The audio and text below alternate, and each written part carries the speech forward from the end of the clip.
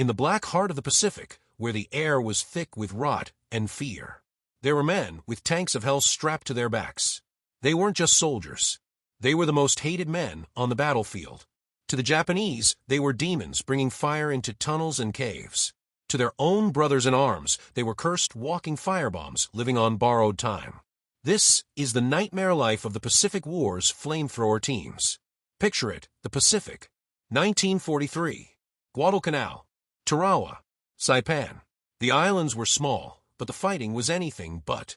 Every palm tree, every mound of earth, every stretch of jungle hit a Japanese soldier with orders to never, ever surrender. And then there was you, carrying the M2 flamethrower. 40 pounds of metal, hoses, and volatile napalm fuel strapped to your back. A 6'1" of steel in your hands. You were the answer to an impossible problem: how to root out enemy troops buried deep in caves, tunnels, and pillboxes. But that answer came with a price. The Japanese weren't stupid. They knew what you were carrying, and they knew that if they killed you, they could stop the fire. Flamethrower operators were instant targets. The second you stepped onto the beach, every sniper scope on the island was hunting you. The M2 flamethrower wasn't some elegant weapon. It was crude, heavy, terrifying. 2 pressurized fuel tanks on your back. 1 nitrogen tank to force the fuel out. A steel wand with a trigger assembly that looked like something from a nightmare. When you fired it, you had 7 seconds. 7 seconds to clear the bunker or the cave in front of you. 7 seconds to make the shot count. And the range? Maybe 30 to 40 yards on a good day. That meant getting close. Too close. Close enough to smell the enemy. Close enough to hear them screaming when the fire hit. And that fire, it wasn't like in the movies. This was napalm, a thick, sticky, burning liquid. It didn't just burn. It clung. It seeped into clothes, skin, bone. Once you were hit, there was no escape. A flamethrower operator never worked alone. You moved as a team. The gunner and his assistant, often with riflemen to cover you. Your job was simple. Advance to the target. Fire. Get the hell out alive. But simple didn't mean easy. Think of the caves on Peleliu, twisting tunnels dug into the coral.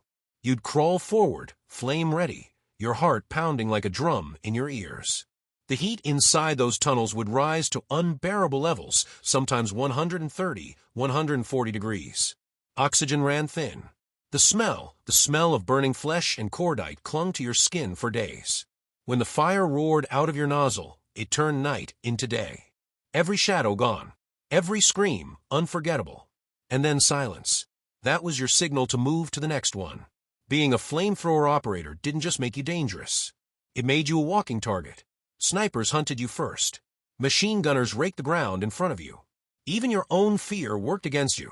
The knowledge that one lucky bullet, one piece of shrapnel, could turn you into a human torch. Many operators didn't last a week in combat. Some didn't survive their first assault. On Iwo Jima, one operator lasted just 3 minutes on the beach. A burst of Japanese fire hit his tank. Witnesses said the explosion lit up the sand like the surface of the sun. Others met slower, quieter ends, suffocated in tunnels, their equipment too heavy to let them crawl out fast enough. And yet they kept going. Despite the danger, flamethrower crews were some of the most respected and feared men in the platoon. To the Marines storming those beaches, you were salvation. Without you, pillboxes stayed full. Machine guns stayed hot.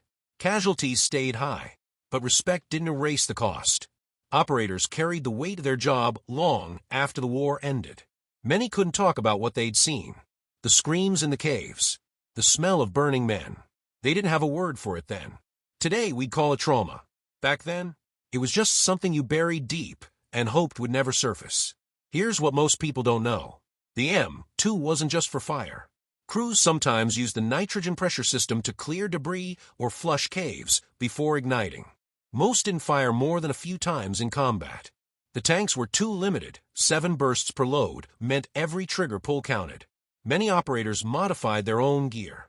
Leather padding, extra shielding, homemade sighting systems, anything to buy a few more seconds of life. And perhaps the darkest fact of all, if you were wounded and couldn't move, your brothers would often shoot your tanks. Not to kill you, but to prevent the enemy from capturing you alive and turning you into a spectacle. By the end of the war, the flamethrower had become one of the most feared weapons in the American arsenal. It wasn't clean. It wasn't precise. But in the claustrophobic hell of the Pacific Islands, it worked. After 1945, the world looked at the weapon differently. The Geneva Conventions restricted its use, and by Vietnam, manned portable flamethrowers were being phased out. But the legacy remains.